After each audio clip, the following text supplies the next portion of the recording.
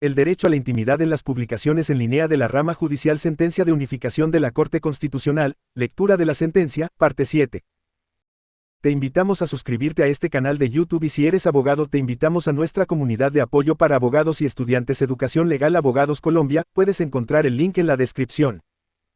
11. Verificación de los requerimientos mínimos para nuevos desarrollos, vínculos o publicaciones de otras dependencias para ser incluidos en los contenidos del portal web de la rama judicial, a su cargo. 12. Administrar las conexiones a las bases de datos hospedadas en los servidores del hosting de las publicaciones a su cargo. 13. Administrar, mantener y actualizar las páginas y programas de las publicaciones a su cargo. 14. Coordinar con los administradores secundarios, oficinas, unidades, direcciones y consejos seccionales, corporaciones y despachos judiciales el ingreso de nuevas páginas, vínculos, elementos o contenidos a ser publicados en el portal web de la rama judicial. 15. Administrar las conexiones con otros sitios web de interés para la rama judicial. 16. Asesoría técnica y funcional a los administradores secundarios sobre el manejo del módulo de administración de contenidos y en general del portal web. 17. Los temas adicionales al portal web de la rama judicial serán aprobados por el CNDOJ con previo estudio y posteriormente se definirá el administrador secundario, quien mantendrá actualizado el contenido. 202. Además, la norma establece que el Centro de Documentación Judicial, CNDOJ definirá en el Sistema Integrado de Gestión de Calidad los procesos, procedimientos y formatos que se requieran para el correcto funcionamiento del portal web de la rama judicial. 203. Por otra parte, son funciones de los administradores secundarios las siguientes. 1. Publicar la información pertinente de cada corporación, despacho, unidad u oficina. 2. Velar porque los contenidos de publicación se actualicen oportunamente. 3. Velar porque los contenidos publicados se encuentren dentro de los estándares definidos para el diseño de las diferentes publicaciones. 4. Coordinar con el CNDOJ la utilización de las herramientas de acceso a la comunidad como son el chat, los foros de discusión y las encuestas de opinión. 5. Administrar las conexiones a las bases de datos de las publicaciones dinámicas a su cargo. 6. Coordinar con el CNDOJ la publicación de categorías, subcategorías y secciones en el portal web de la rama judicial.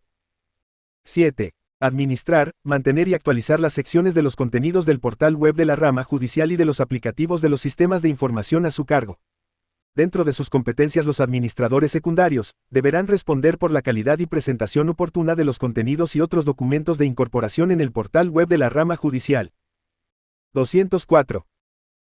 Asimismo, los administradores secundarios son responsables de ingresar o modificar y mantener actualizados los diferentes contenidos publicados en el portal web de la rama judicial, y deben responder por la calidad y presentación oportuna de los contenidos y otros documentos de incorporación en el portal web de la rama judicial. 205. Los permisos que la norma contempla para sobre los contenidos que publican los administradores secundarios son los de agregar, actualizar y eliminar. 206. 138. Con la declaratoria de la emergencia sanitaria a causa del COVID-19, 207, el Gobierno Nacional, mediante el Decreto 806 de 2020, 208, dictó una normativa orientada, entre otras, a implementar el uso de las tecnologías de la información y las comunicaciones en las actuaciones judiciales y agilizar el trámite de los procesos judiciales ante la jurisdicción ordinaria en las especialidades civil, laboral, familia, jurisdicción de lo contencioso administrativo, jurisdicción constitucional y disciplinaria. 209. Aunque el Decreto 806 de 2020 fue subrogado por la Ley 2213 de 2022, 210, para el momento en que ocurrieron los hechos del caso que estudia la Sala, la norma estaba vigente. 211. 139. Entre otras cosas, teniendo en cuenta la imposibilidad de que los despachos judiciales siguieran funcionando de forma presencial, el decreto modificó la manera de realizar las notificaciones por estado y los traslados. Concretamente, el artículo 9 del decreto dispuso que las notificaciones por estado se fijarían virtualmente, con inserción de la providencia, y no sería necesario imprimirlos, ni firmarlos por el secretario, ni dejar constancia con firma al pie de la providencia respectiva. La disposición estableció también que, no obstante, no se insertarían en el estado electrónico las providencias que decretan medidas cautelares o hicieran referencia a menores de edad, o cuando la autoridad judicial así lo dispusiera por estar sujetas a reserva legal, y los traslados que debieran hacerse por fuera de audiencia podrían surtirse de la misma manera que los estados. A su vez, los ejemplares de los estados y traslados virtuales debían conservarse en línea para consulta permanente por cualquier interesado. 212. 140. Además, el Consejo Superior de la Judicatura mediante el Acuerdo PCSJA 20, 11.567 del 5 de junio de 2020 reglamentó la materia y dispuso, sobre la publicación de contenidos con efectos procesales, que, los despachos judiciales del país podrían publicar notificaciones, comunicaciones, traslados, avisos y otras publicaciones con efectos procesales en el portal web de la rama judicial, y, lo anterior no obstaría para que se realizaran, las publicaciones válidas en los sistemas de información de la gestión procesal que pudieran vincularse a los espacios del portal web. Antes del 1 de julio, el Consejo Superior de la Judicatura, a través del Centro de Documentación Judicial, CNDOJ, establecer, informar, los lineamientos y protocolos, internos y externos, sobre esta publicación. 141. Los protocolos a los que se refiere la norma están contenidos en la circular PCSJC, 23 de 2020 y en su respectivo anexo, 213.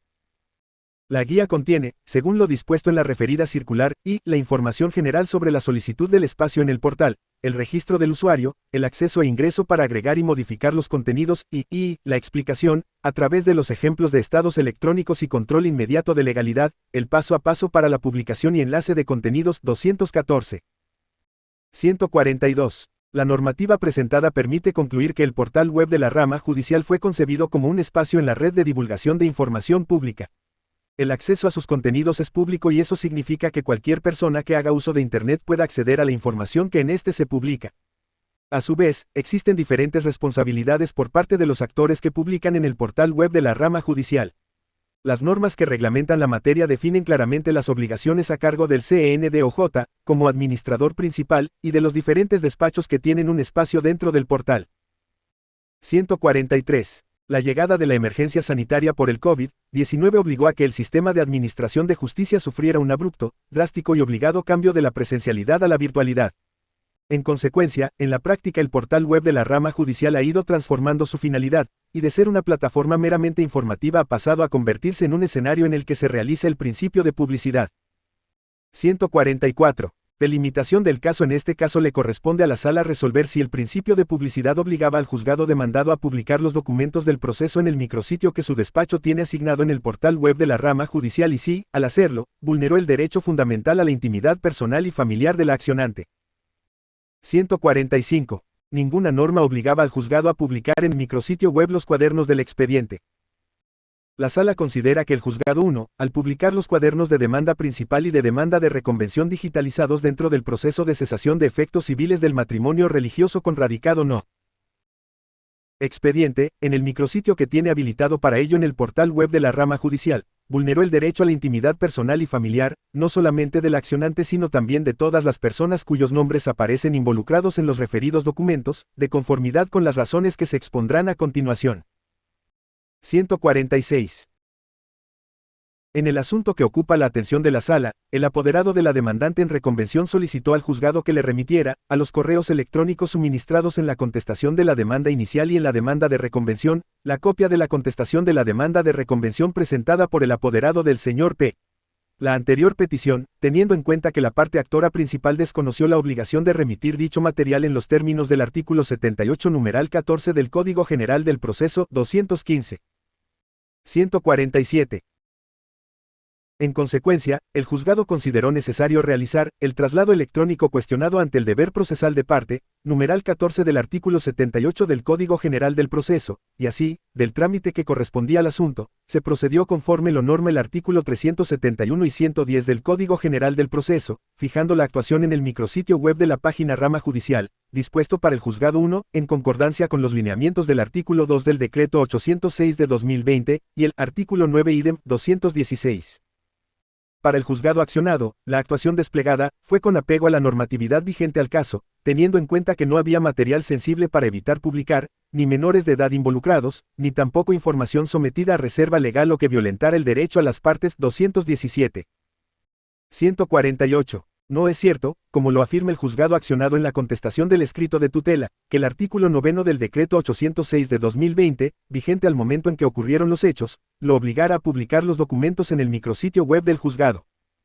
Concretamente, esa norma establecía que las notificaciones por estado se fijarían virtualmente, con inserción de la providencia, salvo en los casos en que en la providencia se decretaran medidas cautelares, se hiciera mención a menores o la autoridad judicial así lo dispusiera, por estar la información sujeta a reserva legal. Además, la norma dispuso que los traslados que debieran hacerse por fuera de audiencia podrían surtirse de la misma manera que los estados. A su vez, los ejemplares de los estados y traslados virtuales debían conservarse en línea para consulta permanente por cualquier interesado. 149. En la sentencia C-420 de 2020 la Corte examinó la constitucionalidad del decreto en cuestión y explicó que el artículo 9 era idóneo para reducir el número de trámites que debían realizarse de manera presencial en los despachos. Esto porque, disponía que los estados y los traslados no tendrían que publicarse físicamente en las secretarías de los juzgados, sino que serían fijados virtualmente, y reducía los formalismos de las notificaciones por estado y los traslados, al quitarle al secretario las cargas de imprimir y firmar los estados y las listas, así como de gestionar los traslados, porque la norma obligaba a la parte interesada a correr el traslado directamente. 150. Para la sala es claro que la norma en que el accionado basa la publicación de los documentos del proceso en su micrositio web por ningún motivo lo obligaban a hacerlo. En efecto, el principio de publicidad en la norma en cuanto a los traslados únicamente se traducía en que, en vez de fijar los traslados físicamente en la lista del despacho con la inserción de la firma del secretario, los fijaría de manera virtual en el espacio destinado para ello en su micrositio web. Sin embargo, la obligación de publicación se restringía al traslado, más no a los documentos que se pretendía dar a conocer a la contraparte. Los únicos documentos que debían insertarse en los estados fijados virtualmente, según la norma referida, eran las providencias objeto de notificación, siempre que éstas no se refirieran a medidas cautelares, involucraran menores de edad, o estuvieran sujetas a reserva legal. 151. Sin embargo, según lo explicó el mismo juzgado en la contestación a la acción de tutela, la causa que dio origen a la publicación fue la necesidad de correr el traslado de un documento remitido por la contraparte a la demandante en reconvención, por lo que, en consecuencia, de conformidad con el artículo 9 del decreto 806 de 2020 el funcionario a cargo debió haber procedido a fijar en el micrositio el traslado virtual en una lista, pero por ningún motivo, insertar los dos cuadernos principales del expediente. 152. Ni el derecho al acceso a la información pública ni el principio de publicidad justificaban la publicación de los documentos. En todo caso, si en gracia de discusión se pudiera pensar que la redacción de la norma se prestaba para interpretar que en la fijación de los traslados realizados de manera virtual se debían incrustar los documentos para que los conociera la contraparte, el juzgado debió haber valorado la constitucionalidad de la norma, lo que lo habría llevado a la conclusión obligada de que con la publicación de los documentos en el micrositio web se violaban la Constitución y la ley. 153. En primer lugar, porque la ley y la jurisprudencia han advertido que el acceso a la información pública tiene una clara excepción cuando la información involucrada pueda generar un daño al derecho a la intimidad de una persona. En este caso, como se explicará en líneas posteriores, los documentos que publicó el juzgado accionado contenían información íntima no solamente de la accionante y de su familia, sino de terceras personas. Por lo tanto, incluso en el escenario de garantizar el acceso a la información pública, en virtud del principio de máxima divulgación, que obliga a que la información que se encuentre en posesión de un sujeto obligado sea pública, el juzgado debió haber mantenido bajo estricta reserva los documentos del expediente. 154. En segundo lugar, porque existe una consolidada línea jurisprudencial en la que se ha afirmado que la garantía del principio de publicidad, al que se refiere el artículo 228 de la Constitución, al interior de los procesos judiciales, en lo que tiene que ver con la comunicación de las actuaciones procesales entre las partes y los demás sujetos procesales, se garantiza mediante los mecanismos dispuestos en la ley, con el fin de velar por la protección del derecho al debido proceso. Publicidad, entonces, no es sinónimo de hacer público. Esta consideración la tuvo en cuenta el legislador al momento de regular las notificaciones y los traslados en el Código General del Proceso. 155. En concreto, según el artículo 110 de ese código, todo traslado que deba surtirse por fuera de audiencia se surtirá en secretaría por el término de 3 días y no requerirá auto ni constancia en el expediente. Estos traslados se incluirán en una lista que se mantendrá a disposición de las partes en la secretaría del juzgado por un día y correrán desde el siguiente, el subrayado es propio. Por lo tanto, la norma concibió que los traslados se incluirían en una lista en las secretarías de los juzgados, lo que por ningún motivo significaba que los cuadernos de los expedientes permanecieran a disposición del público para su acceso indiscriminado y sin control. En este sentido, de acuerdo con la norma, la publicidad se traduce en que la parte o el sujeto procesal se entera de una actuación dentro del proceso. En consecuencia, el acceso al documento se le permite solo al interesado. 156. A su vez, el artículo 123 del Código General del Proceso, 218, contiene un mandato que restringe el acceso al expediente al público en general. Por lo tanto, una lectura armónica de los artículos 110 y 123 del Código General del Proceso, en consonancia con el artículo 9 del Decreto 806 de 2020, habría llevado al juzgado a concluir que, si publicaba los documentos en el micrositio web, automáticamente estaría permitiendo el acceso a los documentos por parte de cualquier persona que ingresara al portal. 157. La publicación de los documentos implicó una grave violación a la intimidad personal y familiar. Pero la Sala estima que la principal razón que impedía al juzgado publicar las piezas procesales y que, por el contrario, lo obligaba a mantenerlas bajo estricta reserva, era que con su publicación estaba violando el derecho a la intimidad del accionante, de su familia y de terceras personas cuyos nombres aparecían a lo largo de los documentos de los cuadernos que publicó. Esto, sobre todo si se tiene en cuenta que las partes entregaron voluntariamente al juzgado, partiendo del principio de la buena fe 219, su información más íntima, la que ocurría al interior de su matrimonio y de su familia, en el seno de su hogar. Esa información fue entregada por las partes con un propósito particular, que el juzgado decretara su divorcio. 158. Por lo tanto, la información contenida en los documentos publicados por el juzgado no le interesaba a nadie más que a las partes, a los sujetos involucrados y al juez. ¿O quién más, acaso, tiene interés legítimo en conocer los pormenores de las presuntas relaciones extramatrimoniales sostenidas por una pareja? Resulta legítimo que cualquier persona conozca los nombres de los hijos de unos esposos que no lo quieren ser más. Es, tan siquiera concebible, que los nombres de las supuestas parejas extramatrimoniales de los cónyuges sean dejados a la merced de un público generalizado. ¿A quién ajeno al proceso judicial le interesa legítimamente el valor al que ascienden los servicios públicos de un hogar y los gastos en los que incurre en el mes? ¿Qué interés público representan las discusiones que ocurren en el seno de una pareja que quiere disolver su vínculo matrimonial? La Sala estima que ninguno. 159. Confundió entonces el juzgado accionado el principio de publicidad con la naturaleza pública de la información y violentó, con esto, flagrantemente el derecho a la intimidad de las partes, de su familia y de las personas que de alguna manera aparecían mencionadas en el proceso.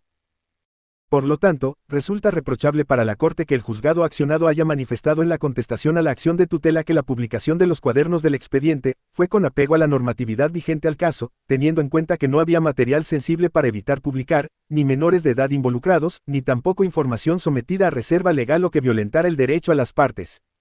La Sala considera que, por el contrario, la información publicada por el juzgado era de carácter reservado porque involucraba aspectos íntimos de diferentes personas y no existía ninguna razón de índole constitucional y legítima que sustentara su divulgación. Continúa. Muchas gracias por escuchar y visitar este canal. Por favor suscríbete al canal para que no te pierdas nuestros eventos y cursos gratuitos. Apóyanos con un me gusta y comparte en redes sociales y grupos de WhatsApp. Y si eres abogado, te invitamos a nuestra comunidad de apoyo para abogados y estudiantes Educación Legal Abogados Colombia, puedes encontrar el link en la descripción. Un saludo y magnífico día para ti.